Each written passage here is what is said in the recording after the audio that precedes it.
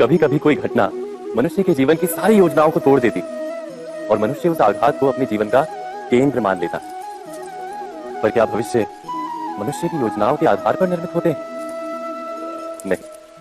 जिस प्रकार किसी ऊंचे पर्वत पर सर्वप्रथम चढ़ने वाला उस पर्वत की तलाई में बैठकर जो योजना बनाता है, क्या वही योजना उसे उस पर्वत की चोटी तक पहुंचाती है?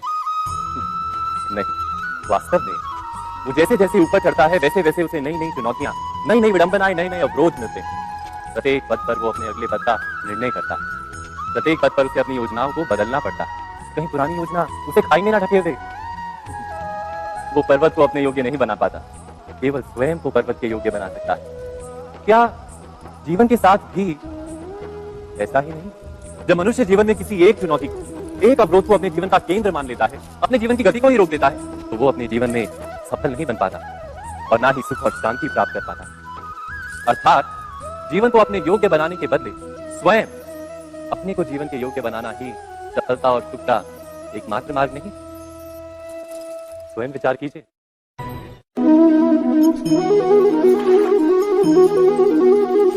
पिता सदा ही अपने संतान के सुख की कामना करते, उनके भविष्य की चिंता करते रहते। इसी कारणवश सदा ही अपने संतानों के भविष्य का मार्ग स्वयं निश्चित करने का प्रयत्न करते रहते। जिस मार्ग पर पिता स्वयं चला है, जिस मार्ग के कंकर पत्थर को स्वयं देखा है, मार्ग की छाया, मार्ग की धूप को स्वयं जाना है, उसी मार्ग पर उसका पुत्र भी चले, यही इच्छा रहती है हर पिता की। निसंदेह उत्तम भावना है ये। किंतु 3 प्रश्नों के ऊपर विचार करना हम भूल ही जाते। कौन से प्रश्न? प्रथम प्रश्न, क्या समय के साथ प्रत्येक मार्ग बदल नहीं जाते? क्या समय सदा ही नई चुनौतियों को लेकर नहीं आता? तो फिर बीते हुए समय के अनुभव नई पीढ़ी को किस प्रकार लाभ दे सकते हैं? दूसरा प्रश्न, क्या प्रत्येक संतान अपने माता पिता की छवि होता है?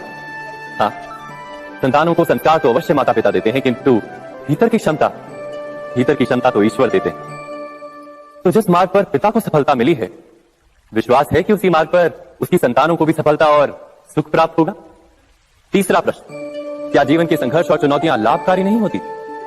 क्या प्रत्येक नया प्रश्न एक नए उत्तर का द्वार नहीं खोलता? तो फिर संतानों को नए नए प्रश्नों, संघर्षों और चुनौतियों से दूर रखना, ये उनके लिए लाभ करना कहलाएगा या हानि पहुंचाना? अर्थात जिस प्रकार संतान के भविष्य का निर्माण करने के बदले उसके चरित्र का निर्माण करना श्रेष्ठ है, वैसे संतानों के जीवन का मार्ग निश्चित करने के बदले उन्हें नए संघर्षों के साथ जूझने के लिए मनोबल व ज्ञान देना अधिक लाभदायक नहीं होगा? स्वयं विचार कीजिए।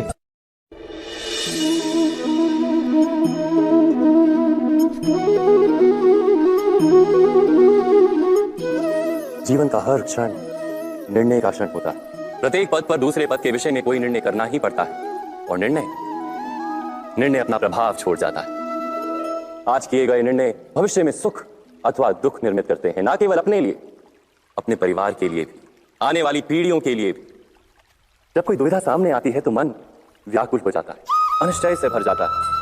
निर्णय का वो क्षण युद्ध बन जाता है और मन बन जाता है युद्ध भूमि। अधिकतर निर्णय हम दुविधा का उपाय करने के लिए नहीं, केवल मन को शांत करने के लिए लेते हैं। पर क्या कोई दौड़ते हुए भोजन कर सकता है?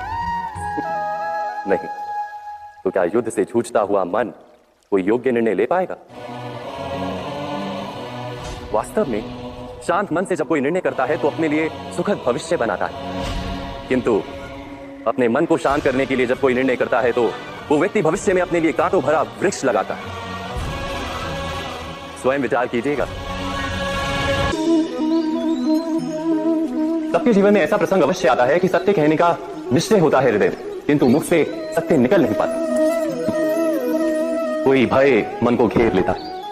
किसी घटना अथवा प्रसंग के बारे में बात करना या फिर स्वयं से कोई भूल हो जाए उसके बारे में कुछ बोलना, क्या ये सत्य है? नहीं, ये तो केवल तथ्य है। अर्थात जैसा हुआ था वैसा केवल बोल देना सामान्य सी बात। किंतु कभी कभी उस तथ्य को बोलते हुए भी भय लगता है। कदाचित किसी दूसरे की भावनाओं का विचार आता है मन, दूसरे को दुख होगा, ये भय भी शब्दों को रोकता है। तो ये सत्य क्या है? क्या हमने कभी विचार किया है? जब भय रहते हुए भी कोई तथ्य बोलता है तो वो सत्य कहलाता है।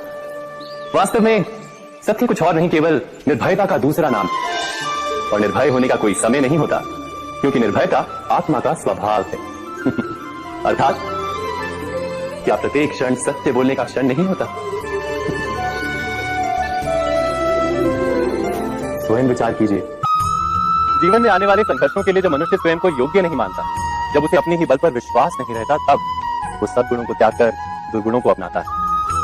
वस्तुतः मनुष्य के जीवन में दुर्जनता जन्म ही तब लेती है जब उसके अंतर में आत्मविश्वास नहीं होता। आत्मविश्वास ही अच्छाई को धारण करता है। ये आत्मविश्वास है क्या? जब मनुष्य ये मानता है कि जीवन का संघर्ष उसे दुर्बल बनाता है, तो उसे अपने ऊपर विश्वास नहीं रहता।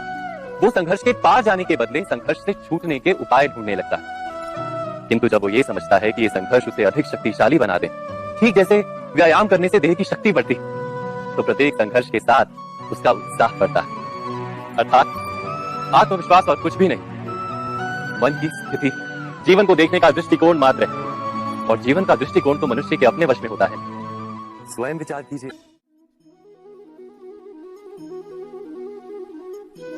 ज्ञान प्राप्ति सदा ही समर्पण से होती है, ये हम सब जानते हैं। किंतु समर्पण का वास्तविक महत्व क्या है? क्या हमने कभी विचार किया? मनुष्य का मन सदा ही ज्ञान प्राप्ति में विभिन्न बाधाओं को उत्पन्न करता है। कभी किसी अन्य विद्यार्थी से ईर्ष्या हो जाती है, कभी पढ़ाए हुए पाठों पर संदेह जमता है, और कभी गुरु द्वारा दिया गया दंड मन को अहंकार से भर देता है। नहीं, क्या ऐसा नहीं होता? न जाने कैसे कैसे विचार मन को भटकाते हैं, और मन की इसी अयोग्य स्थिति के कारण हम ज्ञान प्राप्त नहीं कर पाते। मन की योग्य स्थिति केवल समर्पण से निर्मित होती है। समर्पण मनुष्य के अहंकार का नाश करता है, ईर्ष्या, महत्वाकांक्षा आदि भावनाओं को दूर कर हृदय को शांत करता है और मन को एकाग्र करता है। वास्तव में ईश्वर की सृष्टि में ना ज्ञान की मर्यादा है, ना ज्ञानियों की। गुरु दत्तात्रेय ने तो गाय और श्वान से भी ज्ञान प्राप्त कर लिया था।